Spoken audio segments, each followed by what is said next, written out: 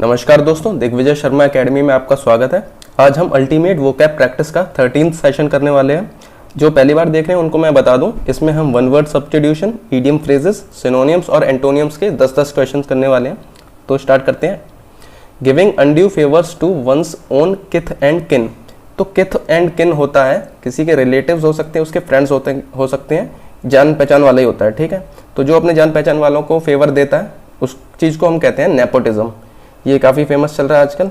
Iconoclast होता है जो बंदा रूढ़िवादी परंपराओं को, ट्रेडिशंस को नहीं मानता है।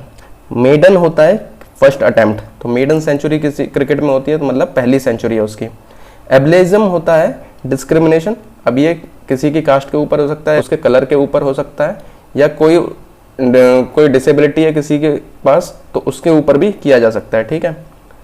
One who does not care for literature और आर्ट, तो जो आर्ट और लिटरेचर की परवाह नहीं करता है उसे कहते हैं हम फिलिस्टीन। डिक्टेटर हम तानाशाह को कहते हैं। प्रिमिटिव होता है किसी चीज़ की स्टार्टिंग स्टेज जो होती है उसे प्रिमिटिव स्टेज कहते हैं। ठीक है। हिपोक्रेट होता है जो कहता कुछ है करता कुछ है। ठीक है। मेनिया फॉर ट्रैवल, तो जिसको घूमने का बहुत ज़्यादा ही शौक होता है उसको हम ड्रोमोमेनिया कहते हैं। ठीक है। मैग्लोमेनिया होता है ऑब्सेशन विद पावर, जिसको पावर चाहिए बहुत ज़्यादा उसे मैग्लोमेनिया कहते हैं। हाइपोमेनिया होता है ये बहुत कम टाइम के लिए रहता है, तो बहुत कम टाइम के लिए आदमी बहुत ज़्यादा एक्टिव होता है, बहुत कुछ करना चाहता है, बहुत खुश होता है, तो ऐसी मेनिया को हम हाइपोमेनिया कहते हैं।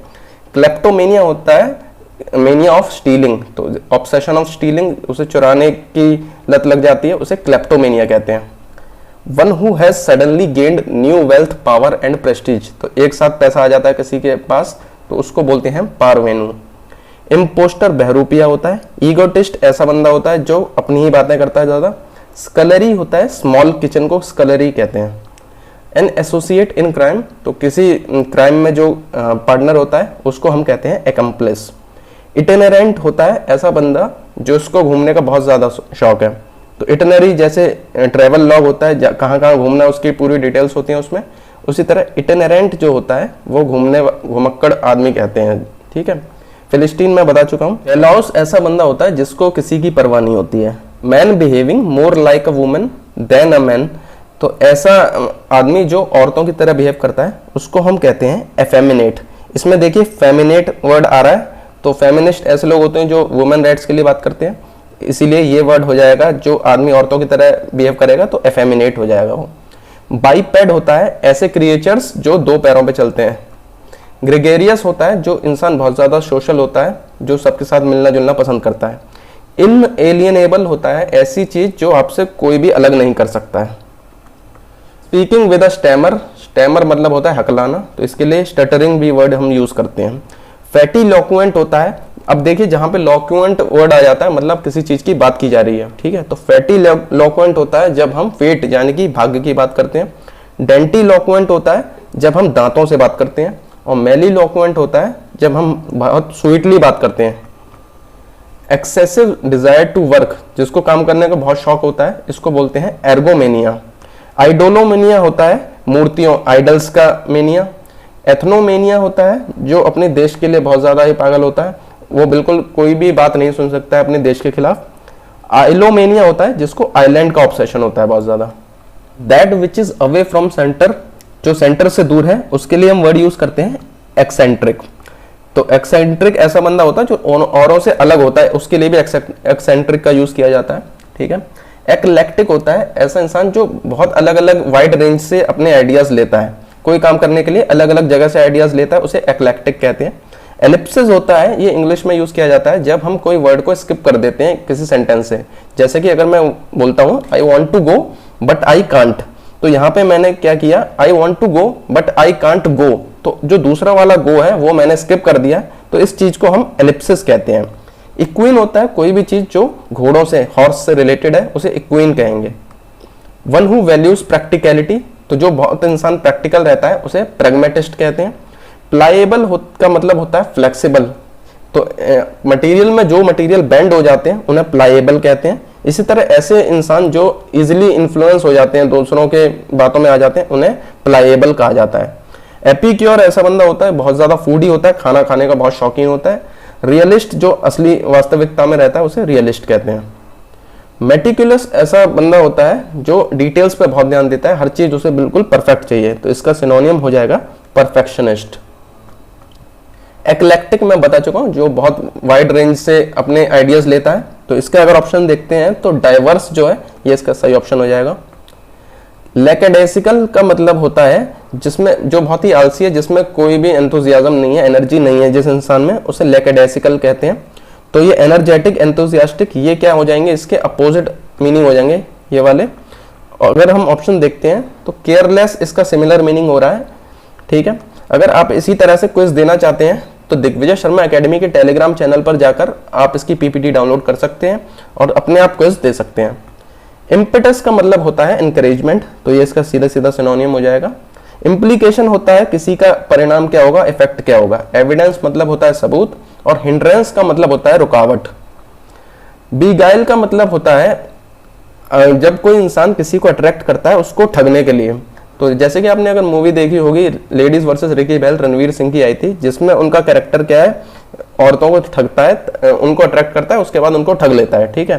तो अगर ऑप्शन देखते हैं तो इसमें डिसीव जो है वो इसका सही ऑप्शन हो जाएगा। फार्सिकल का मतलब होता है बेमतलब का, जिसका कोई मतलब नहीं है, ठीक है।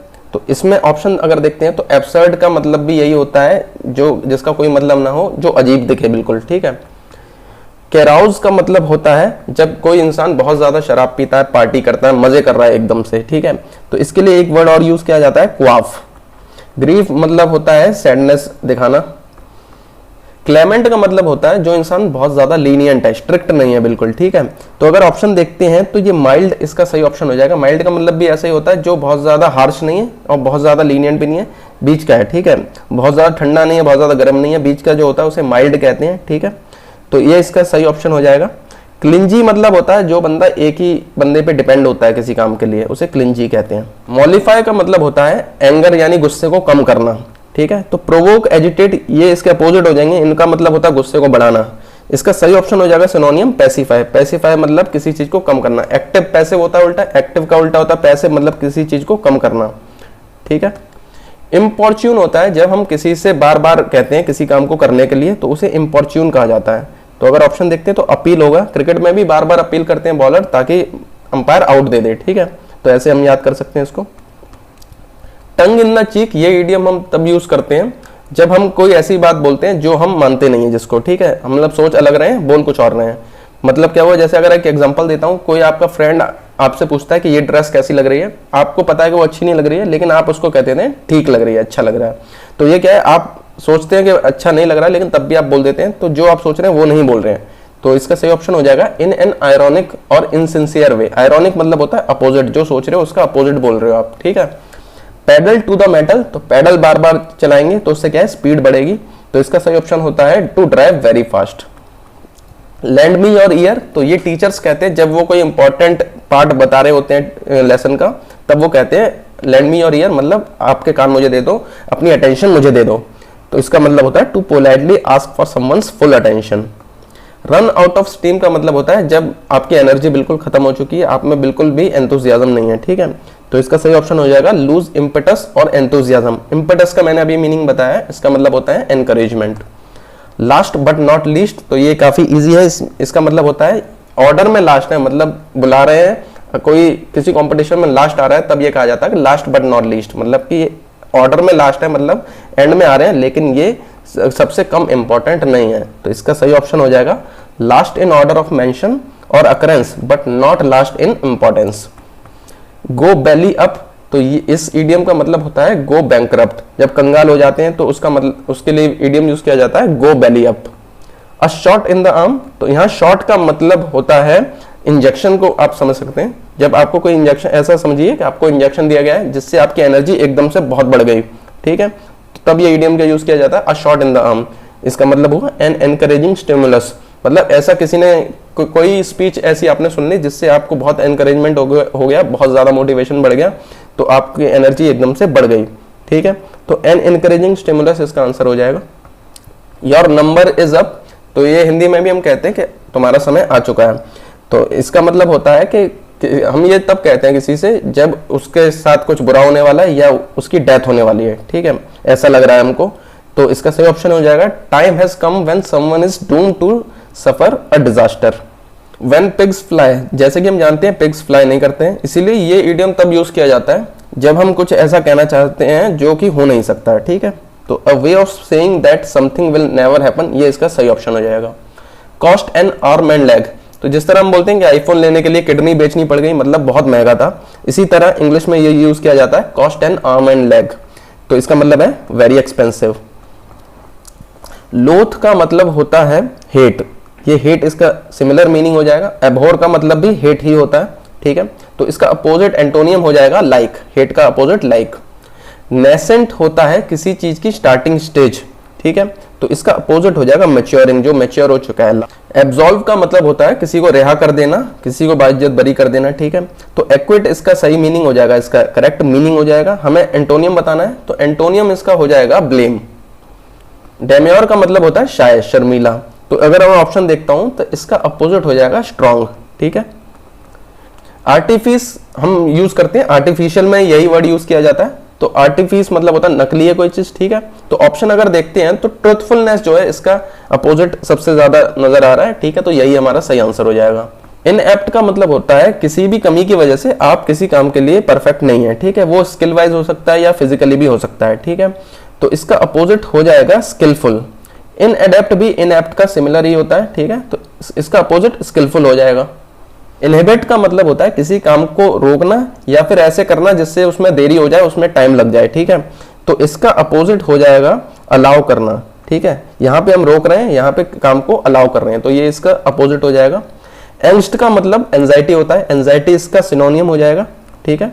तो एंजाइटी में क्या होता है, हम परेशान रहते हैं, तो इसका अपोजिट हो जाएगा ऑप्शन में से देखते हैं तो कैजुअलनेस हो जाएगा, जिसमें हम बिल्कुल केयर नहीं कर रहे हैं, कैसा भी होगा देखा जाएगा।